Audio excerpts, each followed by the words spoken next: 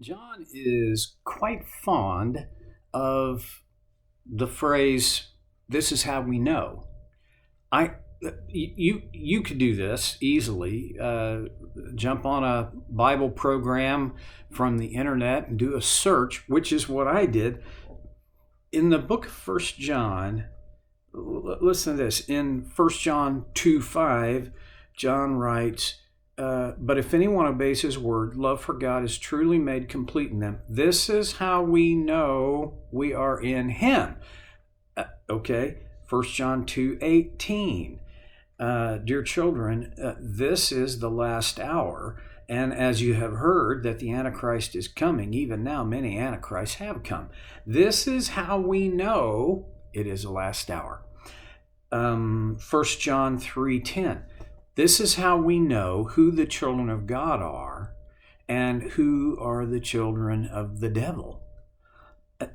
1 John 3:16. This is how we know what love is.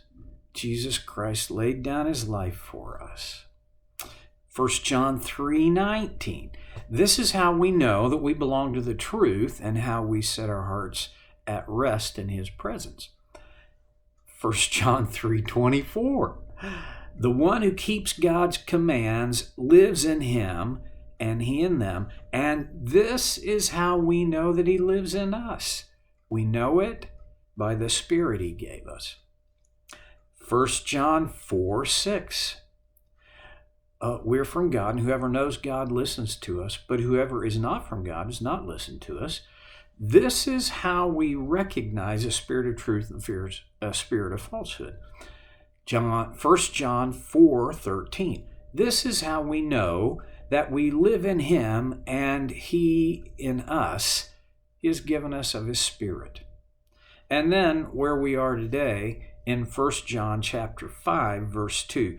This is how we know that we love the children of God, by loving God and carrying out his commands. Well, I think it's a good thing for us to have some means of knowing these things.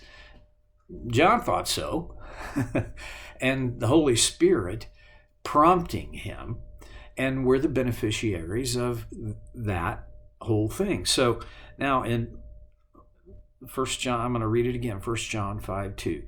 This is how we know that we love the children of God.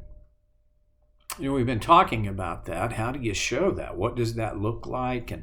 And how could we be thinking of it and setting ourselves up so that we could do it? And now John basically answers all that, sort of, when he says, this is how we know that we love the children of God, by loving God and carrying out his commands. Okay, this is not about something, well, yes, I was going to say this is not about something I do towards someone else. Well, yeah, it kind of is. But it is what happens toward others is a secondary outcome. The primary thing is not so much I want to do stuff for other people. The primary thing is I want to love God and carry out his commands. Because when I love God and I carry out his commands, I wind up expressing love toward others, doing loving things toward and for others. This is try this on, see if this works. If I want to truly love other people, the best way for me to do that is to love God. And when I love him, I will carry out his commands. I'll do what he says to do. I live my life according to his design. I don't think that softens it any. I think in some ways, for a guy like me, it's just another way of looking at this whole big idea. Loving God is the point. And so much happens when we do love him. There are many outcomes. I was going to say I don't want to belabor the point, but I'm going to belabor the point a bit. Here, if I love God, if I truly love God and I carry out his commands, that's essentially how I express my love for God. One of the things that happens is I become a more faithful steward of planet Earth. I am more thoughtful and careful about what I do with just the earth. And you've got lots of options on that. Technology is making more and more available to us. But see, here's the thing. The command is steward the earth. He didn't say, and you've got to do it this way, bing, bang, bong. No, he just says steward the earth. And hey, this is kind of fun. He trusts us to choose how we will steward it. If I love God and I express this love for God by keeping his commands, by carrying them out, I'll also become a more faithful and more consistent steward of my financial resources. I struggle with this. I wish I was one of those guys that I have friends and I observe their lives.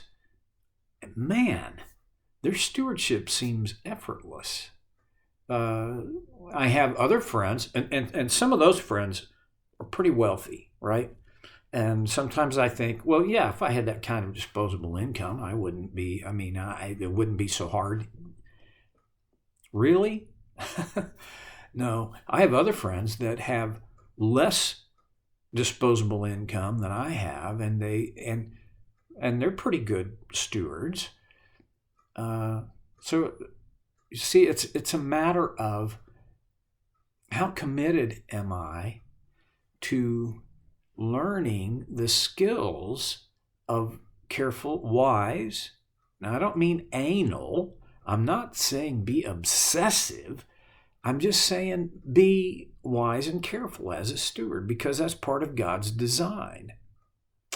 I think about how if I gave evidence to the fact that I love God by carrying out his commands, how different would relationships be in my family? How different would my marriage be? If I was really serious about carrying out God's commands, what would that look like? I'd like to believe that it wouldn't look too much different, and yet I do know I'm way not finished growing in that regard in my family and my marriage. What about just in my community? Whatever community you want to look at. Is it your community of friends, your church community, the community, broader community where you live, the culture that you're a part of? It's like throw a pebble in a pond and the ripples go out and out and out and out. And that's kind of what I see. If I love God, if I truly love God, and because I love him, I carry out his commands. If I am diligent in my love for him, I believe I'll be diligent in carrying out his commands. Now, here's the thing. Where the Pharisees lost it, in my opinion, is they became more concerned with the love of carrying out God's commands than the love of God. And so they were more tethered to the commands than they were to the grace of God and the love of God. I don't want to go there. I never want my obedience to be anything other than an expression of my devotion to, my love for, my response to God's love for me. So it's not hard for me to kind of get my hands around. This is how we know that we love the children of God. The context for this love is God's children. Last time we talked about there's at least two ways to think about God's children. One is in its broadest sense. If they're alive, they're a child of God. And I believe the sense that John is using this in is we are a part of this adopted family of God. And how do I know that I love the other members of this body? Well, because I love God and I carry out his commands. Well, that seems easy. Not. No, everybody's going to struggle with it. There's only one who didn't struggle with it, and actually, I was going to say that's Jesus. He managed, but you just a snapshot of him in the Garden of Gethsemane, and you realize it was not easy for Jesus to carry out God's command. He did it, but it required perseverance. Well, okay, here's how I know I love God's children, because I love him and I carry out his commands. Now, that's not just the ones that work with my temperament. That's not just the ones that are easy for me to access. That's his commands, his commandments. We gotta look here. When we say his commandments, what are we talking about? Really, the better question is, what was John talking about? Well, I think you got to look in a couple of directions, and you have to kind of make a discriminating choice. First direction, simplest direction, is look at the Old Testament. I have read in numerous sources that there are no less than 360 different laws given by God to the Israelites. I am finishing up the book of Numbers in my morning Bible reading, and a lot of Numbers has to do with codes, with laws, with judgment. There are whole chapters that are devoted to specific days on the Jewish calendar requiring specific sacrifices of specific animals, specific grain and alcohol, and it's a little bit overwhelming for a Gentile like me, who is I don't have a legal mind. Are we talking about 360 some various commands regarding really all of the Israelites' daily lives? Or do we pull them down the way Jesus did? Jesus was asked, what is the greatest command? Jesus said, here's the greatest command. Love the Lord your God with all your heart, soul, mind, and strength. And he said, and the second is like it. Love your neighbor as yourself. And then, and John records this, Jesus even pulls it farther down, where he said to his disciples, this is my command. Love one another as I have loved you. You see, if that, I look at that and think, okay, simple, complex, all at the same time. Love one another as I have loved you.